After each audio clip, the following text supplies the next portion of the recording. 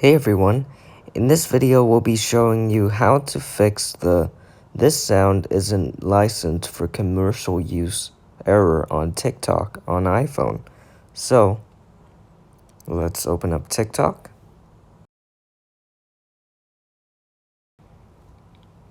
And the reason this happens is because you cannot use licensed music on a business account. So, to use it, you will have to switch back to a personal account. To do that, head to your profile page and tap on the three lines on the top right corner to access settings and privacy, and then go to manage account, and then go to switch to personal account and tap switch anyway. And that's it. Thanks for watching this video.